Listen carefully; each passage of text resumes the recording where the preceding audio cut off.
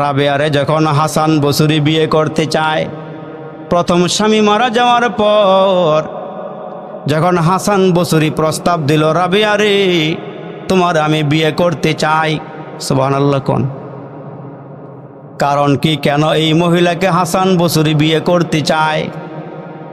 হাসান বসরি তাকায়া দেখি এই রাবিয়া ইবাদত করতে করতে করতে করতে এত উপরে চলে গেছে, নামাজের মুসল্লাটা বাতাসের উপরে বিছায়া নামাজ আদায় করতে পারে।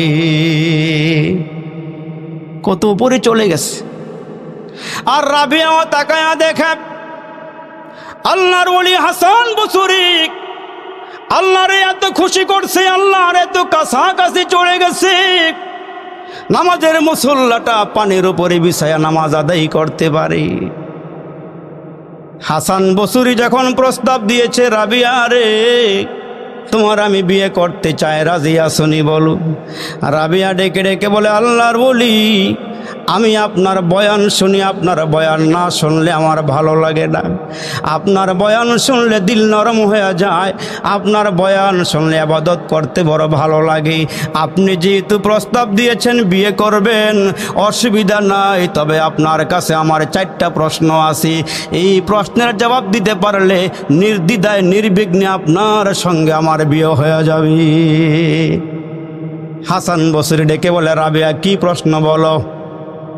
এই প্রশ্নগুলো নিয়ে ঘরে যাইবেন, আমার সময় বড় স্বল্প, সময় বড় অল্প। এর যুবক কান লাগায় একটু খেয়াল করিয়া শোনো, তারে নারে কইরা কইরা জীবন আর কত কাটাইবারে যুবক, তোমার মতো কত যুবক কবরে চলে গেল, তোমার মতো কত যুবক ঘর হারা বাড়ি হারা হয়ে কবরের বাসিন্দা হয়ে গেছি। এর যুবক তুমি কয়দিন বাঁচবা, ওই বাঁচার কোনো গ্যারান্টি নাই। দুনিয়াতে আসছি বান্দা, একদিন আবার কবরে চলে যেতে হবে, মাওলাকে রাজিয়ারে খুশি করিয়া কবরে যাও। এরে বান্দা বড় বন্টে আসি, আওয়াজ হয় না, জোরে কোন আছে? আল্লাহু আকবার, আল্লাহু আকবার। তো রাবিয়া ডেকে ডেকে বলে, হাসান বসরি আমারে বিয়ে করতে চাও, 4টা প্রশ্ন তোমারে করি, জবাব দিবা, তোমার সঙ্গে বিয়ে হবে। 1 নম্বর প্রশ্ন করে, ও আল্লাহর বলি, আমরা দুনিয়াতে আসছি, আমরা দুনিয়া থেকে বিদায় হয়ে কবরে চলে যাব, আওয়াজ দিয়ে বলবেন কবরের ভেতরে প্রশ্ন আছে না নাই? আর জোরে বলেন আছে না? লা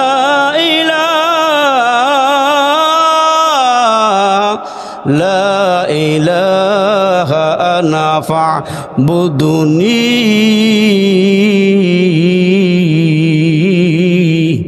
আমাদের মালিক কে? আর জোরে বলেন না, আমাদের মালিক কি? আমাদের মালিক কয়জন? আর জোরে একসাথে জোরে জোরে প্রমাণ আছে না নাই?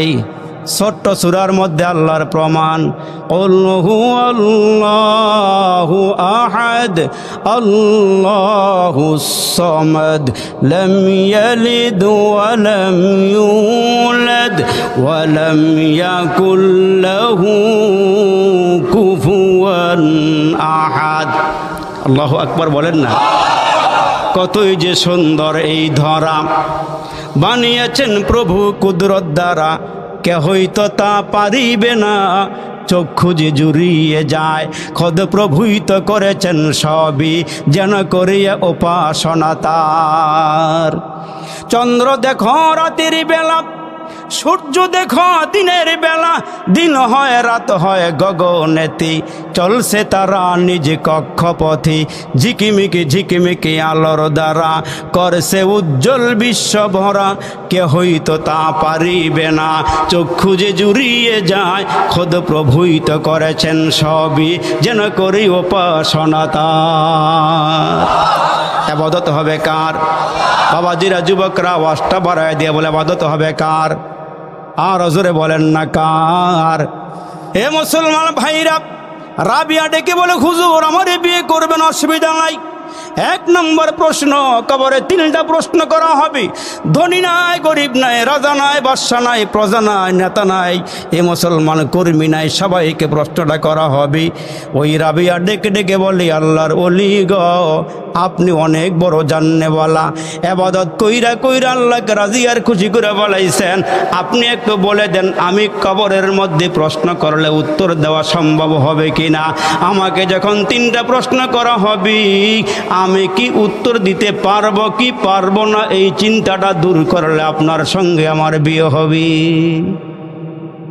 আর জোরে বলে। দুই নম্বর রাবিয়া ডেকে ডেকে বলে, আল্লাহর ওলি, হাসরের কঠিন ময়দানে দুইটা দল হবে। আল্লাহ কত সুন্দর করে কোরআনের মধ্যে ওয়াজ করেছেন, ফারিকুন ফিল জান্নাতি ওয়া ফারিকুন ফিস সাঈর।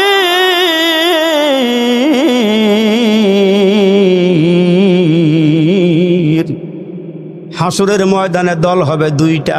জোরে বলেন না কয়টা? আর জোরে বলেন কয়টা? এক দল হবে জান্নাতি আর এক দল হবে জাহান্নামী।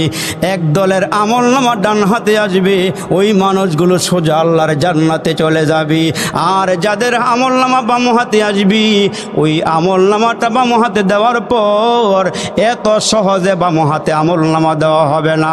এরে যুবক, কিসের নেশায় এত ঘুরাঘুরি করো?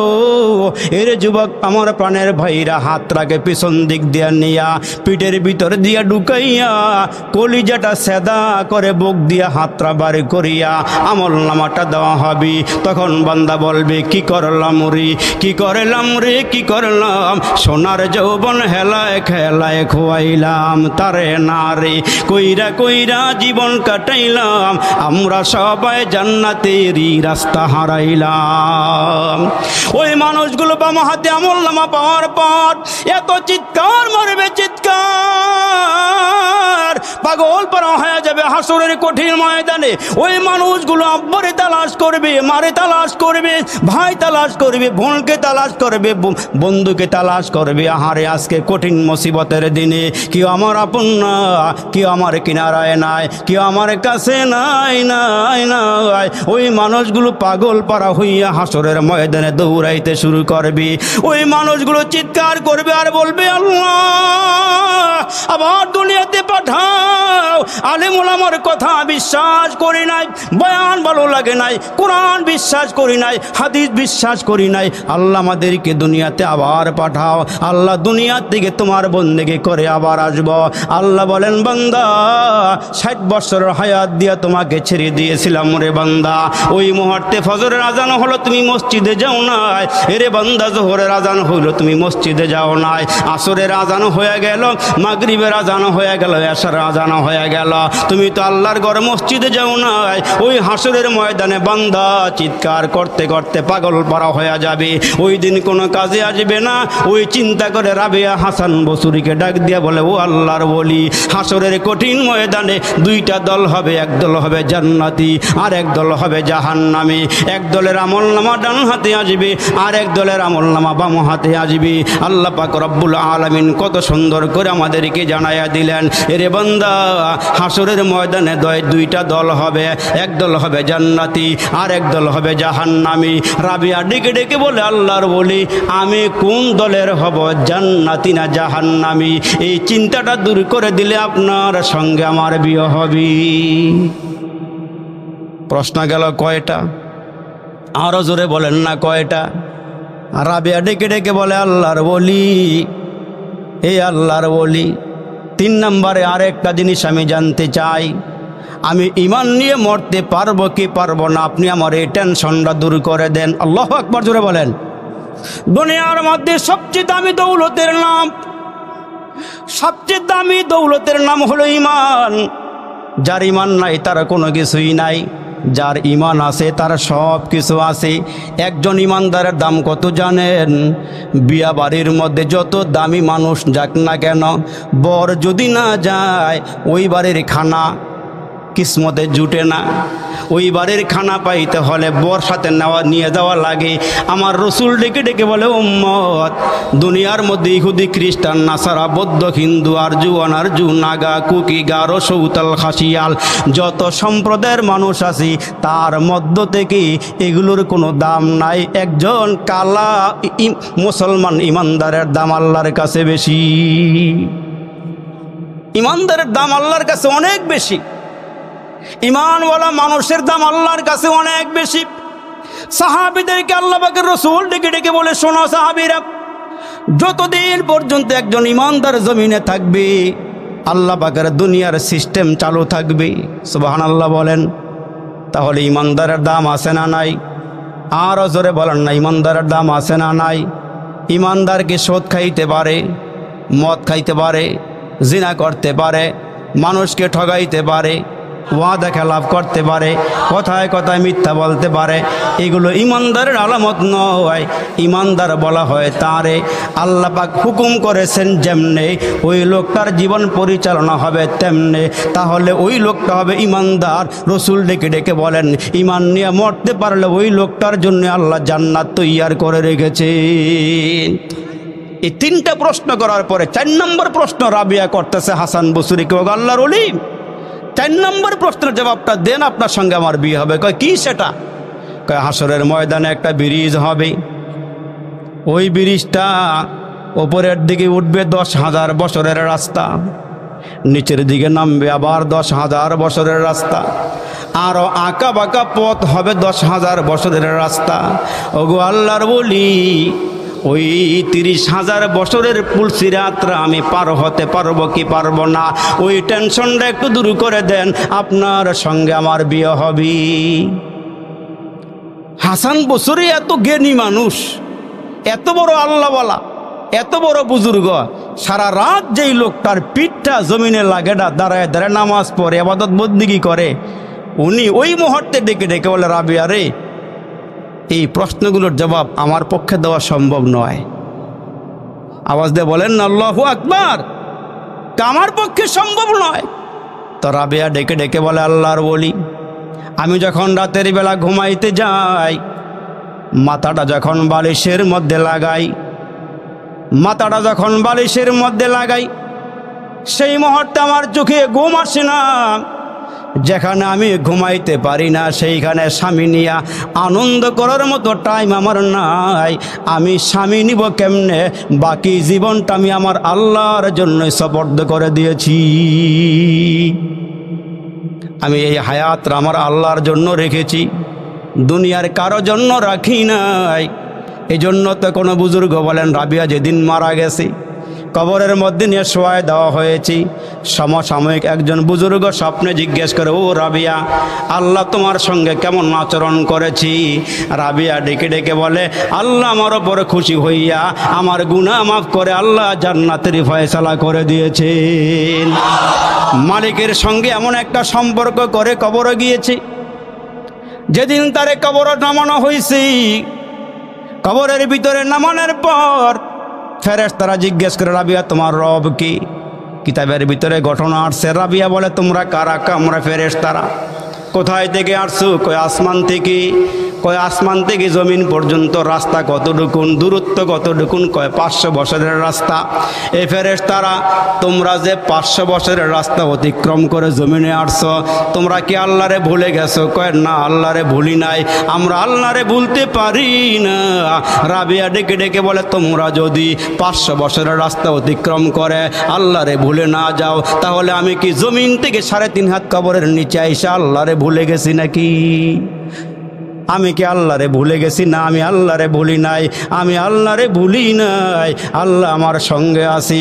এই জন্য আল্লাহ ডেকে ডেকে বলেন, এই আমার বান্দা বান্দিরা, দাঁড়ায় আমারে ডাকো, বসিও আমারে ডাকো, শুয়া শুয়া আমারে ডাকো। তোমরা একবার ডাক দিলে আমি আল্লাহ 70 বার ডাকের জবাব দিয়ে দেই।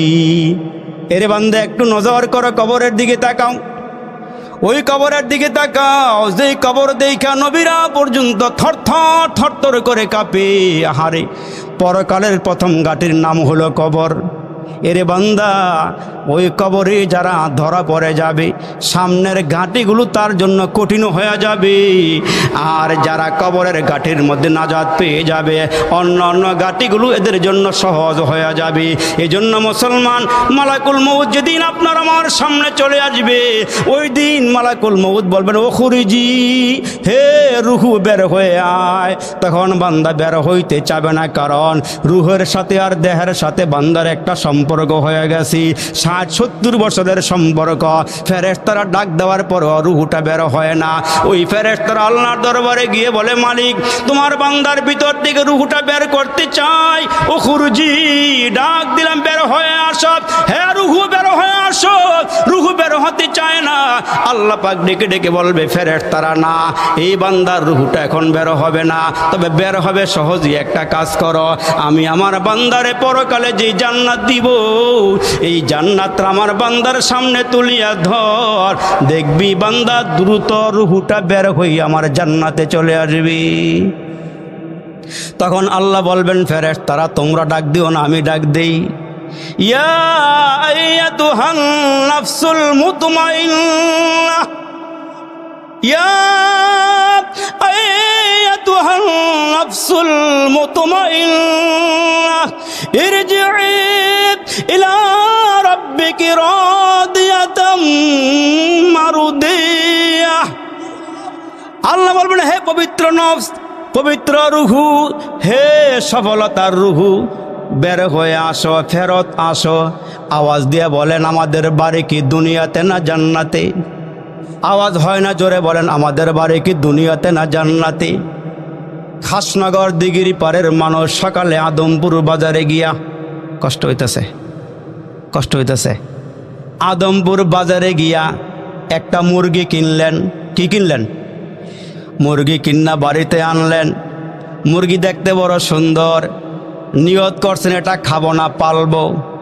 আচ্ছা, আপনারা বলেন, ওই মুরগিটা পালতে গিয়া ঘরে আনলেন, ছেড়ে দিবেন না রশি দিয়া বাঁধবেন? কথা বলতে হবে তো। রশি দিয়া কেন বাঁধবেন? 3 দিন 4 দিন 1 সপ্তাহ বান্ধিয়া ঘরটা চিনাইবেন, বাড়িটা চিনাইবেন। 1 সপ্তাহ পরে ছাইরা দিলে যেন আবার ঘুরিয়া ঘুরিয়া বাড়িটা চিন্না আসতে পারে। আমার আল্লাহ ডেকে ডেকে বলে, বান্দা, এরে খাসনগর দিঘির পাড়ের মানুষ, সোনার গায়ের মানুষ, আসলে তোমার বাড়ি দিঘির পাড় নয়, তোমার বাড়ি সোনার গায়ে নয়, তোমার বাড়ি হইল জান্নাতে। দুনিয়ার মধ্যে পাঠাইলাম বান্দা, এরে বান্দা, আবার তোমাদেরকে দুনিয়ার দিকে ঘুরে ঘুরে আমার জান্নাতে নিয়ে আসবো। এ দুনিয়া তোমার বাড়ি নয়, জান্নাত তোমার বাড়ি। দুনিয়ার মধ্যে ঘুরায় ফিরাই আমি তোমাদেরকে আবার জান্নাতে নিয়ে আসব। এই জন্য আল্লাহ বলেন, ইয়া আইয়াতুহান নাফসুল মুতমাইন্নাহ, হে মুতমাইন নফস, তুমি চলে আসো, তোমার বাড়িতে ফিরে আসো। তখন রুহুটা বের হয়ে আসবি। রুহুটা বের হয়ে যখন আসবি, মোমেন হইলে রুহুটা জান্নাতে চলে যাবে, আর মোমেন না হইলে জাহান্নামে। এই জন্য পায়ে হাত দিয়া বলিয়া যাই, রে বাবা, ওই কবরের কথা চিন্তা করো, কবরের কথা চিন্তা করো। পয়গম্বর ঈসা আলাইহিস সালাম মানুষকে কালিমার দাওয়াত দেয়, এক আল্লাহর দিকে ডাকে। পয়গম্বরকে আল্লাহ একটা মুজিজা দান করেছিলেন, কবরের কিনারায় গিয়ে দাঁড়াইয়া মুর্দা মানুষকে ডাক দিলে আল্লাহর হুকুমে জিন্দা হয়ে যাইত। আর একটু জোরে কোন, মুর্দা মানুষকে জিন্দা করার ক্ষমতা কার? দিয়েছেন পয়গম্বর ঈসা আলাইহিস সালামকে। পয়গম্বর ঈসা আলাইহিস সালাম কবরের কিনারায় দাঁড়াইয়া মুর্দা মানুষকে ডাক দিলে কবরের ভিতর থেকে মুর্দা জিন্দা হয়ে যাইত। আল্লাহু আকবার বলেন। কওমের লোকেরা ডাক দেখে, ও পয়গম্বর, 1 মাস আগে মারা গেলে, 2 মাস আগে মারা গেলে তাজা মানুষের বডির থেকে রূহ হয়তো ফিরে আসতেও পারে। হয়তো অনেক মানুষ মারাও যায় না, রুহটা ভিতরে চাপা দিয়ে থাকে, ওই মানুষকে জিন্দা করাইয়া দেখানো সম্ভব। আপনি একটা কাজ করেন, সেই কাজটা হইল বহুদিন আগে যেই মানুষটা মারা গেছে, হাড় গরু নষ্ট হয়ে গেছে, এমন একটা মানুষ জিন্দা করতে পারলে আপনার ডাকে সারা দিয়া কালমা পরে মুসলমান হয়ে যাব। পয়গম্বর ঈসা কয়, তাহলে চলো আমাকে নিয়ে যাও পুরাতন একটা কবর, 400 বছরের আগের কবর। কয়শো বছর? রাগ করতেছেন মনে হয় না? 400 বছরের আগের কবর। ওইটার কিনারায় গিয়া পয়গম্বর দাঁড়ায় গিয়েছে। ঈসা আলাইহিস সালাম দাঁড়ায় যাওয়ার পর কওমের লোকেরা ডেকে বলে, ঈসা এই কবরের কিনারায় দাঁড়াইয়া ডাক দাও তো দেখি তোমার আল্লাহর কি ক্ষমতা আছে, দেখি মরা মানুষ তোমার দ্বারা জিন্দা আল্লাহ করাইতে পারেনি।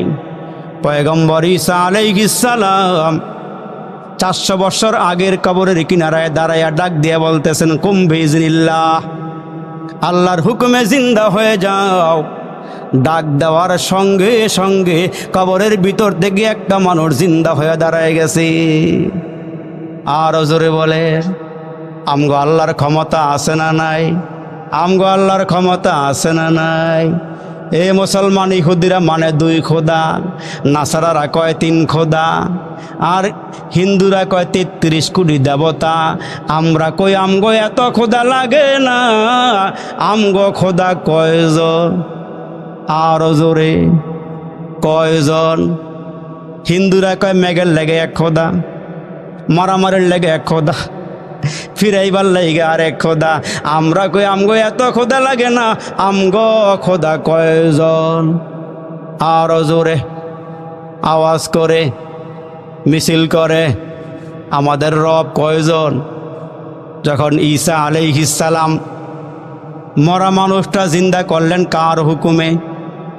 জোরে বলেন, কার হুকুমে? পয়গম্বর ঈসা আলাইহিস সালাম জিজ্ঞেস করে, মান আনতা মা ইসমুকা, তুমি কে, তোমার নাম কি?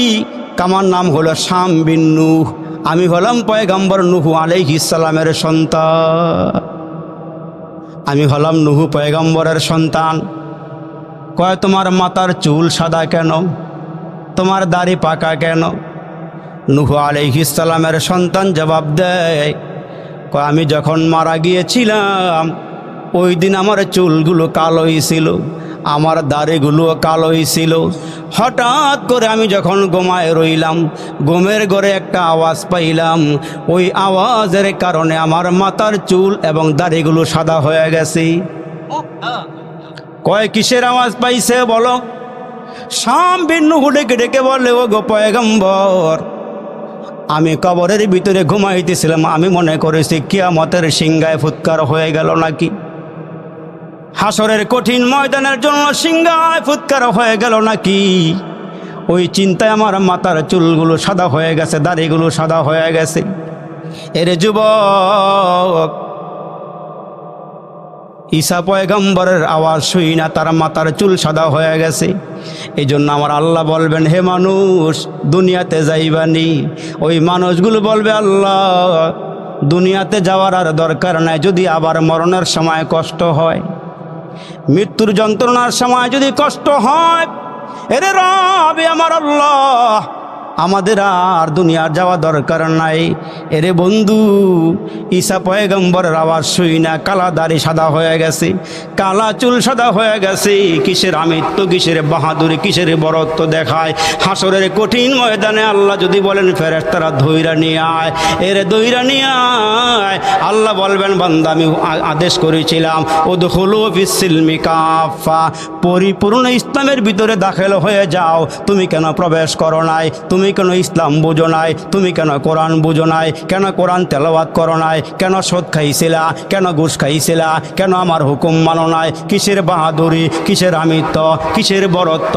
এরে বান্দা তাকায়া দেখ, ফেরাউনকে আমি ধরলাম, কারুনকে আমি ধরলাম, সাদ্দাতকে আমি ধরলাম, আবু জাহেলকে আমি ধরলাম, নমরুদকে আমি ধরলাম, বড় বড় রাজ শক্তিগুলোকে আমি ধরলাম।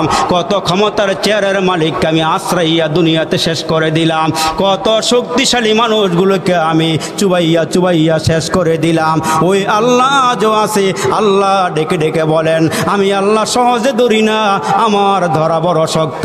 ইন্না বাতশা রাব্বিকা লাশাদীদ, আমার ধরা বড় শক্ত, কিন্তু আমি সহজে ধরি না, কারণ আমার বন্ধু শেষ মুহূর্তে বিদায়কালে আমার ডেকে ডেকে বলছে, রব ও আমার আল্লাহ, আমার উম্মতের হায়াত কম, আমার উম্মতের হায়াতের ভ্যালু কম। আল্লাহ গুনাহ করার সঙ্গে সঙ্গে আযাব আযাব দিও না, গুনাহ করার সঙ্গে সঙ্গে শাস্তি দিও না। আল্লাহ ডেকে ডেকে বলে, ও আমার বন্ধু, কি করতে হবে বলেন? ওগো আমার আল্লাহ, যেই কয়দিন দুনিয়াতে ছিলাম উম্মতের পাহারাদারি করছি, উম্মতের জন্য হাত বাড়াইয়া বাড়াইয়া কান্না করেছি। আল্লাহ, এই মায়ের চেহারাওয়ালা মানুষগুলোকে জাহান্নামে দিও না। আল্লাহ, আমার সামনে যদি আমার উম্মতগুলোকে জাহান্নামের আগুনে ফালাও, আমি সইতে পারবো না।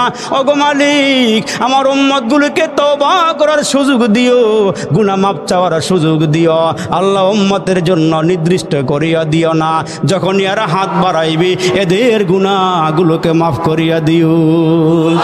এরা যখনই হাত বাড়াইবে গুনাহ মাফ করে দিও। এরা ক্ষমা চাইলে আল্লাহ রাগ করিও না, মাফ করিয়া দিও।